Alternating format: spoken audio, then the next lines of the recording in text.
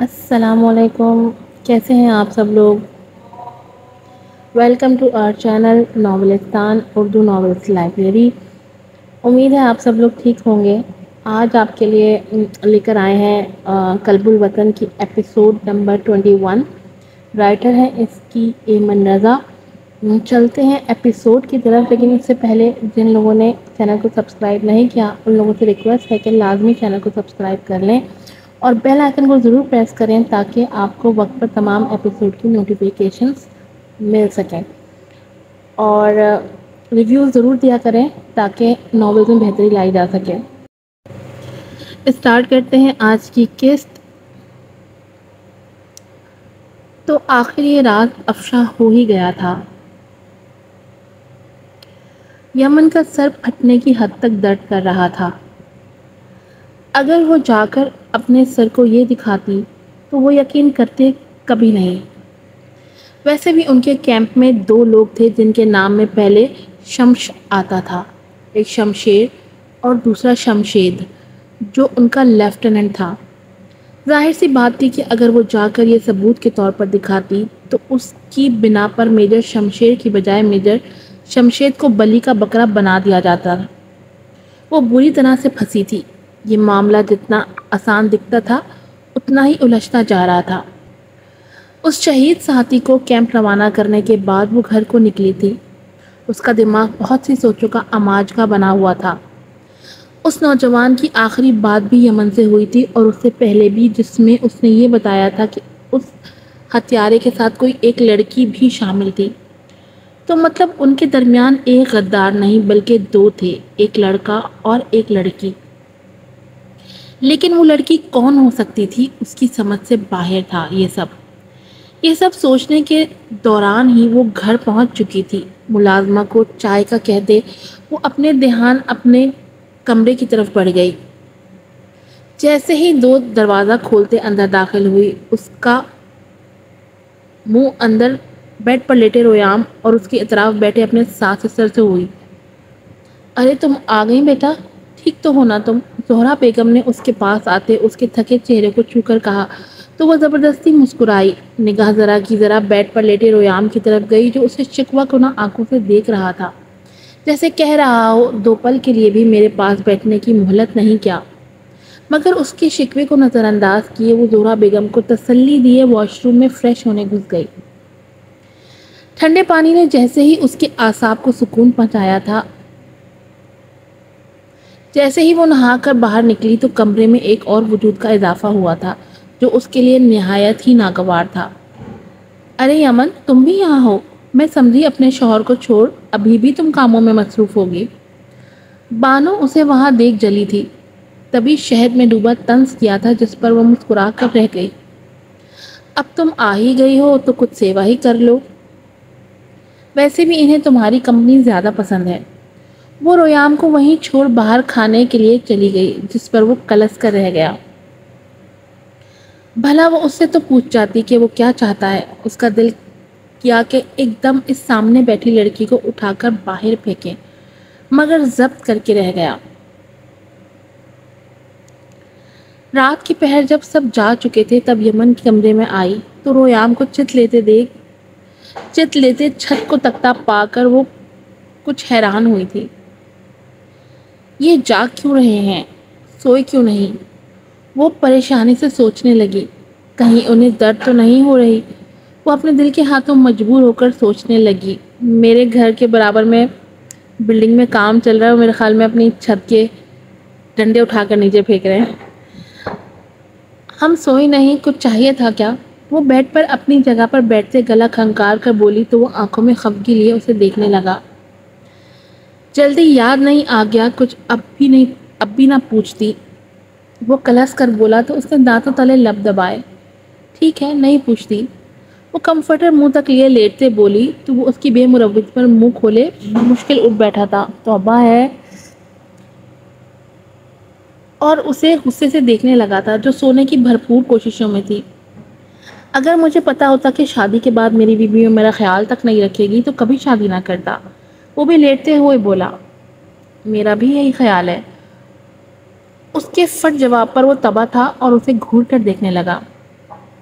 میں کھائی میں چھلانگ لگا لیتا مگر تم سے شادی نہ کرتا، وہ دانت پیس کر بولا۔ میں بھی۔ اس کا جواب بھی فوراً تیار تھا۔ ذرا جو اپنے شوہر کا خیال ہو، وہ جلتے بھونتے منہ میں بڑبڑایا۔ میرے علاوہ بہت ہیں میرے شوہر کا خیال رکھنے والے، وہ آخری لفظ پر زور دیتے بولی، طنز کرتی بولی تو وہ چونک اٹھا۔ لگتا ہے کوئی جل رہا ہے۔ رویام نے اسے چھیڑنا چاہا۔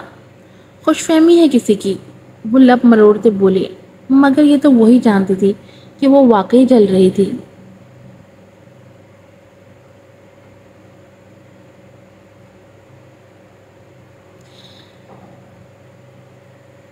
اتنا چاہے جانے کے باوجود بھی اس سے بانو کی موجودگی رویام کے پاس برداشت نہیں ہوتی تھی۔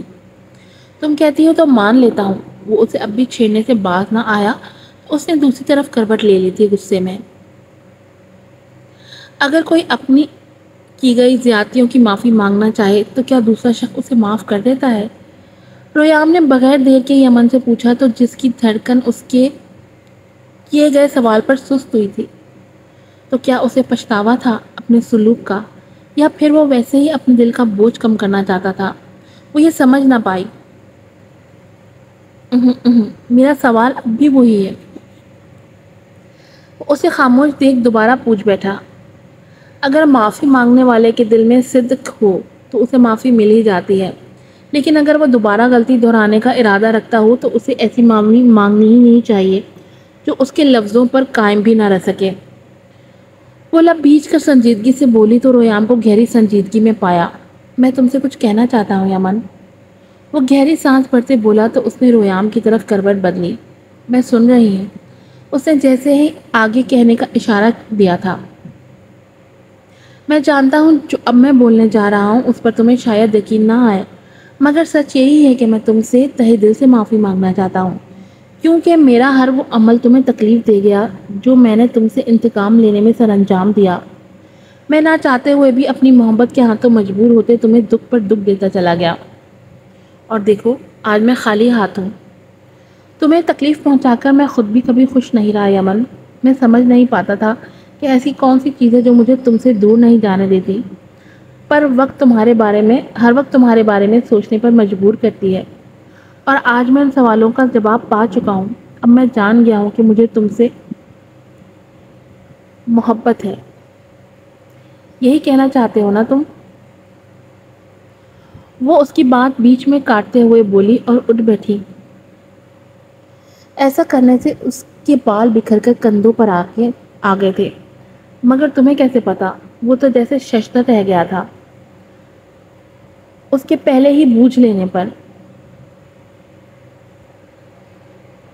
اس سے پہلے میرا تم سے ایک سوال ہے، سچ سچ بتانا۔ وہ اس کی طرف دیکھتے اسبات میں سر ہلا گیا۔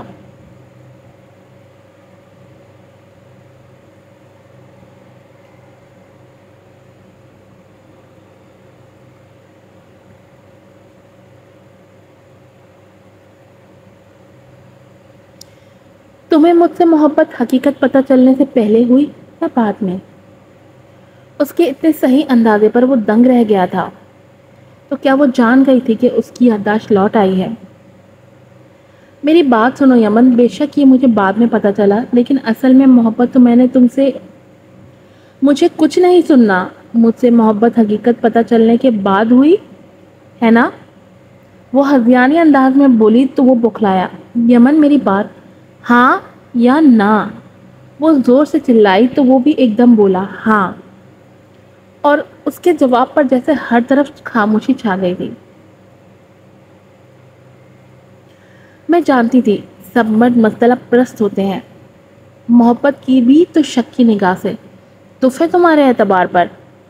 وہ نم آنکھوں سے مٹھیاں بھیجتے بولی۔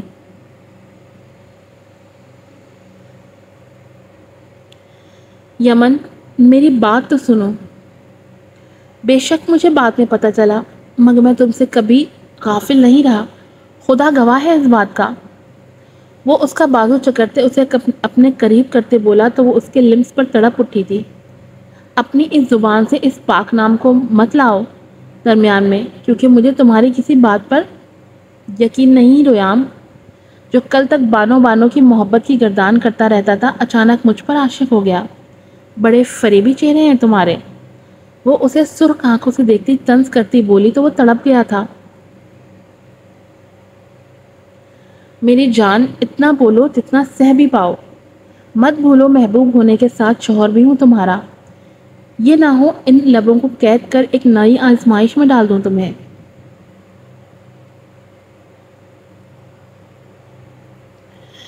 وہ بغیر کسی جذبات و احساسات کو ظاہر کرتے سنجیدگی سے بولا۔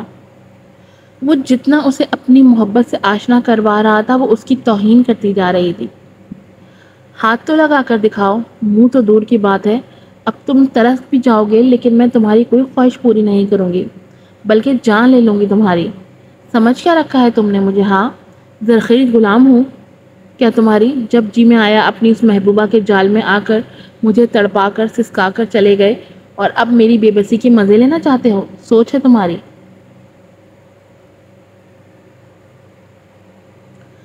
اس نے کہنے کے ساتھ رویام کے زخموں کی پرواہ کیے بغیر اسے پیچھے جھٹکا دیا تھا، جو اپنی جگہ سے 2 انچ ہلتا بیڈ پر ڈھیر ہوا، اور پھر تمسخر سے اس کی آنکھوں میں دیکھا۔ میں میجر رویام ہوں یمن، جو صرف اپنی سناتا ہے، کسی کی سنتا نہیں، اور جو چاہوں وہ کر کے رہتا ہوں۔ جیسے اب تمہیں اپنی محبت سے نوازوں گا، بے شک زبردستی ہی صحیح۔ تمہیں خود میں قید کر کے رکھوں گا کہ تم مجبور ہو جاؤ گی مجھ پر اپنا تن من وارنے پر۔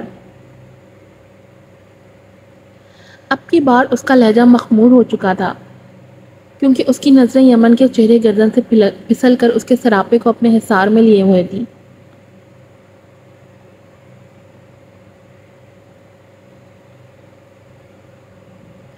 اس کا مغرور باروب لہجہ اور الفاظ اسے سخت غصے سے لال متغیر کر گئے۔ میں بہت بڑی غلط فہمی ہے تمہاری۔ میجر ہو گئے تم باہر، مگر یہ مت بھولو کہ میں تمہارے آرڈرز کی محتاج نہیں۔ اس کمرے میں تم اب مجھے چھونے کا حق بھی گنوا چکے ہو۔ وہ چبا چبا کر باور کرواتی بولی۔ تم چیلنج کر رہی ہو مجھے؟ میری حالت پر مت جاؤ، بہت کچھ کر سکتا ہوں اب بھی۔ سوچ ہے تمہاری، وہ سر جھٹک کر بولی۔ یہ الگ بات تھی کہ ٹانگیں لرز رہی تھی، کچھ کر دیا اس بے پاک آدمی نے تو۔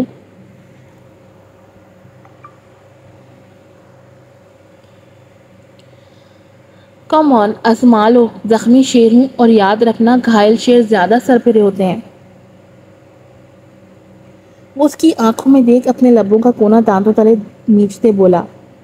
اس کی اوپن شرٹ میں سے اس کے اڑیا سینے پر نظر پڑتے دیکھ یمن کے لب کپ کپ کا آ گئے۔ اس نے بے ساختہ جھرجھری لی، دل کی دھڑکنوں خون کی گردش کو وہ بآسانی محسوس کر رہی تھی۔ مائی فٹ، مجھے اب تم سے محبت نہیں رہی۔ تمہاری کی گئی تذلیل بھولی نہیں میں، اپنی وہ بے عزتی، تمہاری کی گئی ہر زیادتی ازبر ہے مجھے۔ اگر اتنا ہی دل ہے تو اپنی اس بانوں سے دل بہلاؤ اپنا، مجھ سے نہیں۔ شی سوٹس یو ویری ویل، اس نے ترفر و تیش سے چیخ کر کہا۔ اپنی اس قدر تذلیل پر رویام کی آنکھوں میں غصے کی سرخیاں امنڈ آئیں۔ اس نے تیز غیظ و غضب بھری نگاہ یمن پہ ڈالی۔ دماغ خراب ہے تمہارا لڑکی، وہ غصے سے دھاڑا۔ وہ دہل گئی، مگر جو اس کی ضرب تھی کیا اسے بھول سکتی تھی؟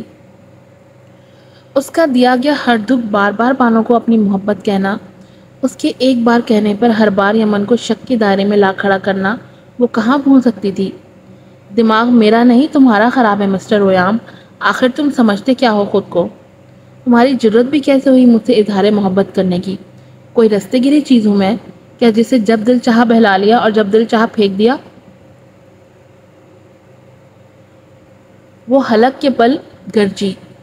یاد رکھو، ہوگے کسی زمانے میں تم میری محبت، مگر اب تم سے نفرت ہے مجھے۔ وہ نہیں جانتی تھی کہ اتنے مہینوں کا غبار ایسے نکلے گا لاوے کی صورت میں، جو اس کے لیے تو بالکل بھی اچھا ثابت نہیں ہونے والا تھا۔ وہ جانتی تھی۔ وہ غصے سے پاگل ہو اٹھا تھا اور ہوا میں ہاتھ اٹھایا تھا، مگر بیچ میں ہی روک لیا اور اسے کھینچ کر قریب کیا۔ اس کے اس طرح کھینچ کر قریب کرنے پر، وہ ہاتھ ہوا میں اٹھانے پر وہ سرتابہ کانپ اٹھی تھی۔ اس نے حیرت سے ایک ہاتھ کے فاصلے پر موجود اس کے جنونی آنکھوں میں دیکھا۔ وہ بپرے تنفس سے اسے دیکھ رہا تھا، نظروں کے اس تصادم پہ جیسے آگ اور برف کا طوفان آپس میں ٹکرا کر تباہی مچا گیا ہو۔ یمن کا دل خوف و دہشت سے سینے کی دیواروں میں پھڑپڑاتا ہوا دھک دھک کر رہا تھا۔ ہاں ہاں مارو مجھے، رک کیوں گئے؟ مارو کیونکہ تم سچ برداشت نہیں کر سکتے۔ نہیں سہا جا رہا نا کہ وہ بیوی جو تم سے محبت کے دم پڑتی تھی آخر بدل کیسے گئی؟ اس کی آواز بھرا گئی، لیکن بدلے میں کچھ بھی کہے بغیر اسے پرسرار نظروں سے دیکھتا، بغیر کچھ بھی سمجھنے کا موقع دیے۔ شدت سے اس کے نرم و گداز لمبوں پر جھکا تھا، وہ بے رحمی سے اس کے ہونٹوں پر جھکا اسے سزا دے رہا تھا۔ یمن کی چیخ اس کے ہونٹوں میں قید ہو گئی، جبکہ وحشت سے اس کی آنکھیں اپنی حد سے کئی گنا بڑھ گئیں۔ اسے رویام سے ایسی امید ہرگز نہیں تھی۔ At last, love is in the air for رویام and یمن۔ آج کی ایپیسوڈ یہیں ختم ہوتی ہے۔ دعاؤں میں یاد رکھیے گا، اور ایمن رضا کے پیپرز چل رہے ہیں تو اس لیے ایپیسوڈ تھوڑی سی لیٹ ہو رہی ہیں، لیکن پھر بھی کوشش ہے کہ آپ لوگوں کو وقت پر ایپیسوڈ دی جا سکے۔ پھر ملوں گی آپ سے نئے ایپیسوڈ کے ساتھ۔ السلام علیکم۔